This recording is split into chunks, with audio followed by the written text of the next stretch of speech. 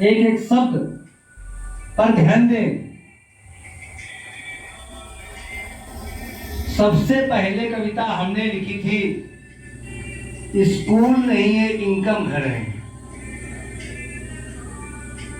जो भी क्षेत्र में स्कूल चलते हैं, चलाते हैं, वो सभी अपना इनकम के रूप में इसका दोहन कर रहे हैं।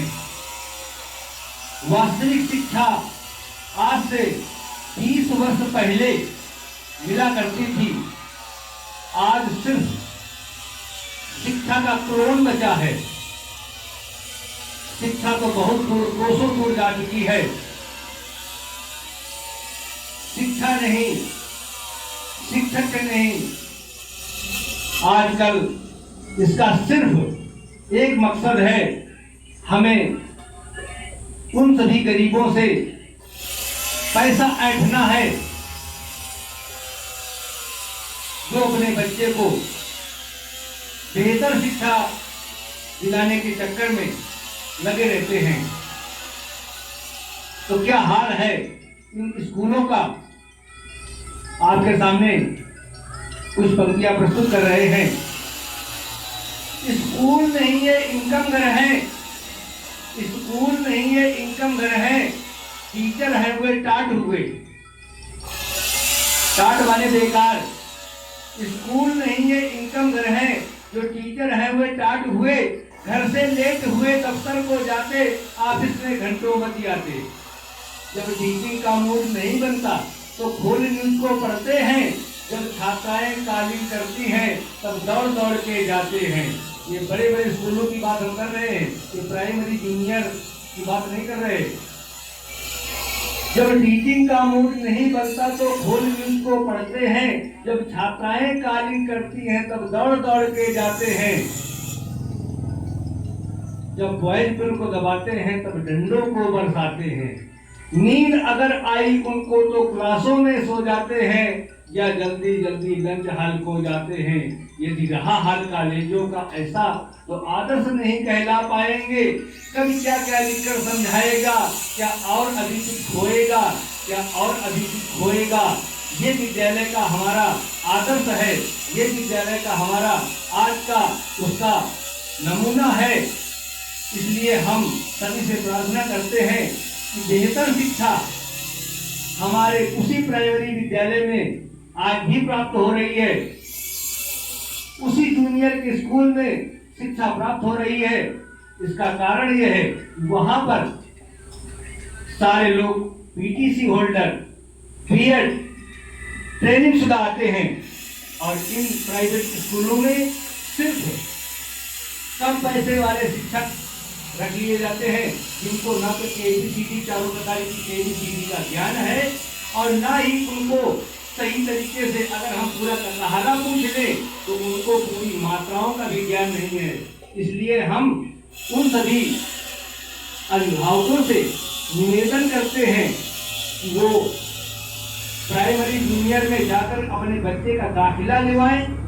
हाँ, उनकी निगरानी अवश्य करें कि शिक्षक आज क्या पढ़ा रहा है, क्या हमारे बच्चे को आज शिक्षा दे रहा है। उसकी कॉपी चेक करो, उसकी किताबें चेक करो, कौन सा पाठ पढ़ाया गया है, कौन सा आज लेखन का कार्य किया गया है। इससे शिक्षक भी सजग रहेगा और हमारा बच्चा भी उत्साहित रहेगा। हमें सिर्फ ये नहीं देखना है कि बड़े ऊंचे स्कूलों में dress, I card, tie belt, जूते मोजे और हवादार पंखे ये मिल रहे हैं। वास्तव में ऑल इंडिया में कहीं पर भी आप चले जाइए, का से कबूतर यदि कहा जा रहा है तो पूरे ऑल इंडिया में का से कबूतर ही पढ़ाया जाएगा। मैं गारंटी देता हूँ कि कोई भी विद्यालय, कोई भी शिक्षक यदि इस बात को असत्य करके दिखला दे, मैं चैलेंज करता हूँ 1% इस पे असत्य नहीं हो सकता है। का से कबूतर पूरे इंडिया के अंदर चल रहा है, क्या से ज्ञानी चल रहा है, वही अक्षर, वही वर्णमाला, वही सारे शब्द पूरे हिंदुस्तान के अंदर पढ़ाया जा रहा है। प्राइवेट या सरकारी सरकारी में हमारा जोर है, प्राइवेट उस पर हमारा कोई भी जोर नहीं है। चाहे गलत पढ़ाएं या सही पढ़ाएं, वो अपनी बात रखने को तैयार है। इसलिए मैं करवत निवेदन करता हूं कि शिक्षक इस विषय पर जरूर चिंतन करें, मनन करें और अपनी फीस, हम ये पूछना चाहते हैं उन विद्यालयों से जो एडमिशन के नाम पर प्रतिवर्ष एडमिशन फीस लिया करते हैं, ये कौन सा तरीका है? नई किताबें लागू कर देते हैं, 2-4 पाठ इधर उधर से बदला दिए और नया एडिशन ला दिया और कह दिया कि ये बुक चलेगी। मैं पूछना चाहता हूं उन विद्यालय परिवारों से कि क्या आपके समय में भी यही शिक्षा व्यवस्था थी? क्या आप भी हर वर्ष लेसन बदल जाया करते थे? अगर लेसन है, जितने आज के दौर में कवि, लेखक, वैज्ञानिक जो भी परिभाषाएं, सिद्धांत पहले से बने हुए हैं, उनमें से अगर कोई फेर बदल करके दिखला दे, कोई भी नया सिद्धांत बनाकर दिखला दे, मैं उसको 1000 रुपया इनाम दूंगा। पूरे भारतवर्ष के अंदर अगर कोई भी प्राइवेट विद्यालय, अगर कोई नए एडिशन में, नया संस्कार में अगर कोई नई वैज्ञानिक तकनीक दिखा दे, नई कोई परिभाषा जोड़ के दिखा दे, मैं उसको भारत सरकार की तरफ से इनाम घोषित करवा दूंगा, बशर्ते वो रिसर्च किसी वैज्ञानिक के तथ्य के आधार पर ही की गई हो। क्योंकि जितने अणु परमाणु की परिभाषा आज तक पढ़ाई गई है, पढ़ाई जा रही है, हम लोगों ने पढ़ी है, उस पर एक भी फेरबदल नहीं हुआ है। कोई भी अणु परमाणु नहीं बदल सकता है।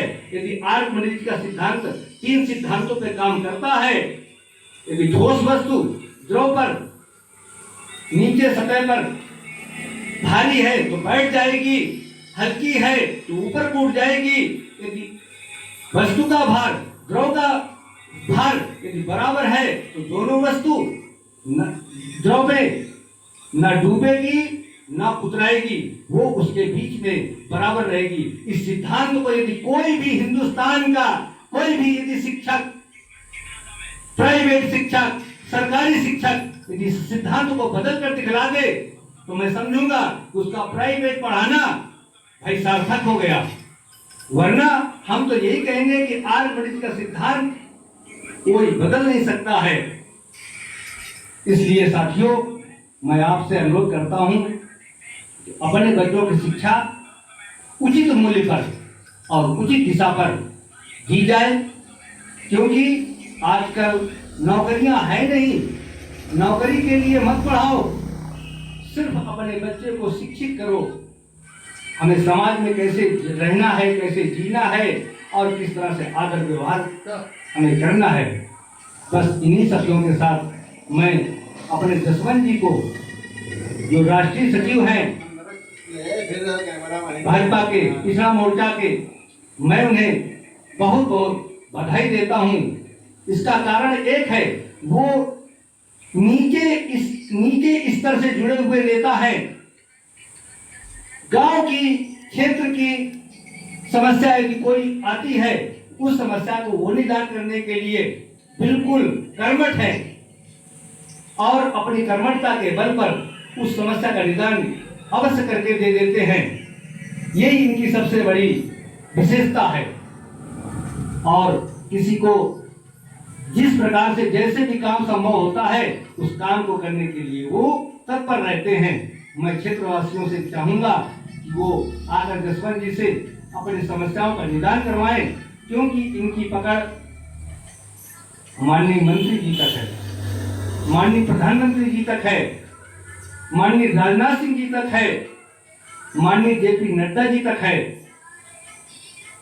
माननीय मुख्यमंत्री जी योगी आदित्यनाथ जी से है। इसलिए मैं चाहूंगा कि क्षेत्र की समस्या, कोई भी समस्या हो, जल व्यवस्था, गौओं की व्यवस्था, चारे की व्यवस्था, आवास की व्यवस्था, नाली खड़ंजे की व्यवस्था, क्षेत्र की किसी प्रकार की समस्या, कोई जबरदस्ती कब्जा कर रहा हो, किसी पर कोई जबरदस्ती अपना बल प्रयोग कर रहा हो, उसके लिए इनके साथ शासन प्रशासन सभी साथ में है। मैं धन्यवाद देता हूँ। जय हिंद, जय भारत।